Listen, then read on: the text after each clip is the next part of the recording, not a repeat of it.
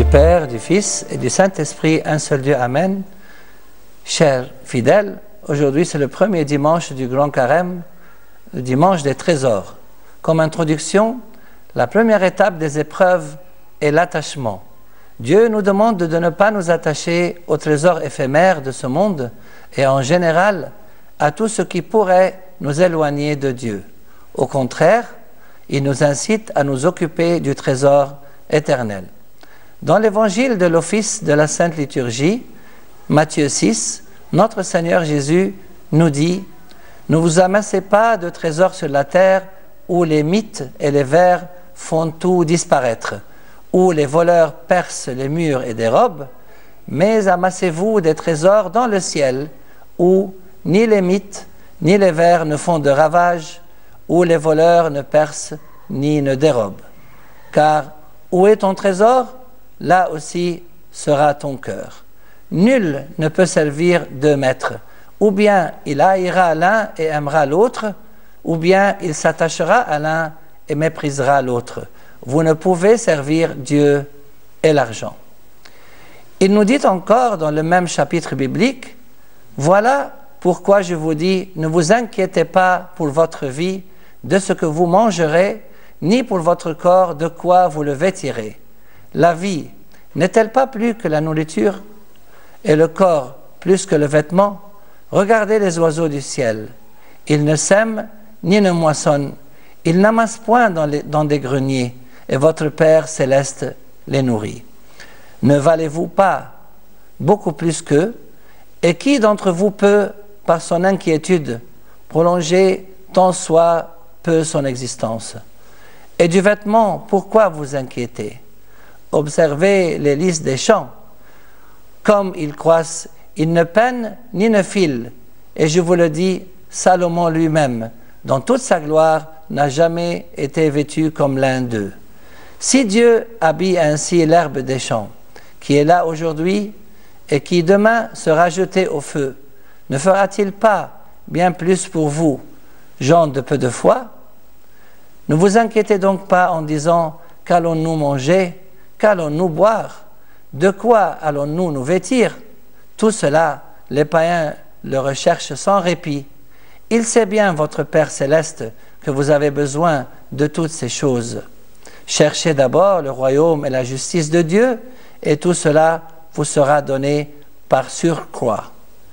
Chers frères et chères sœurs, le Seigneur nous demande deux choses. La première, que nous nous attachions au trésor céleste qui est Dieu et non au trésor terrestre qui est l'argent. La deuxième chose, il nous demande aussi de lui faire confiance, de ne pas nous inquiéter pour notre vie terrestre et nos besoins et de chercher d'abord le royaume et la justice de Dieu. Et c'est pour cela que la Sainte Bible nous propose de nous attacher à 5 trésors qui peuvent nous mener au royaume de Dieu. Le premier, c'est le bon trésor du cœur. L'homme bon, du bon trésor de son cœur, tire le bien, et le mauvais, de son mauvais trésor, tire le mal, car ce que dit la bouche, c'est ce qui déborde du cœur. Il est important de ne pas laisser les mauvais sentiments envahir notre cœur. Au contraire, il nous appartient d'essayer de cultiver les bons principes. Le deuxième trésor, c'est le trésor de la sagesse et de la connaissance. Saint Paul nous parle de Dieu, en qui sont cachés tous les trésors de la sagesse et de la connaissance. Pour obéir et pour obtenir la sagesse, Saint Jacques nous dit, si la sagesse fait défaut à l'un de vous, qu'il la demande au Dieu qui donne à tous avec simplicité et sans faire de reproche, elle lui sera donnée.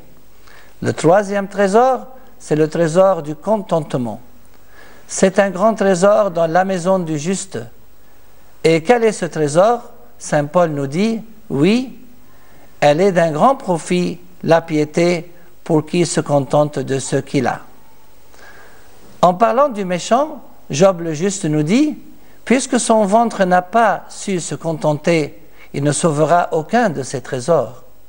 Le quatrième trésor, c'est le trésor de la crainte du Seigneur. La sagesse, la connaissance et la crainte du Seigneur tel sera son trésor. Et pourquoi la crainte du Seigneur est-elle si importante?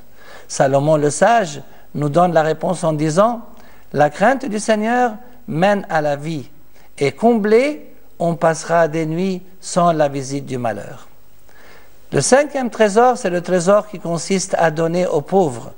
Jésus dit au jeune homme riche, « Si tu veux être parfait, va, vends ce que tu possèdes, donne-le aux pauvres, et tu auras un trésor dans les cieux, puis viens, suis-moi. » Saint Paul nous confirme ce que le Christ a dit concernant celui qui donne aux pauvres.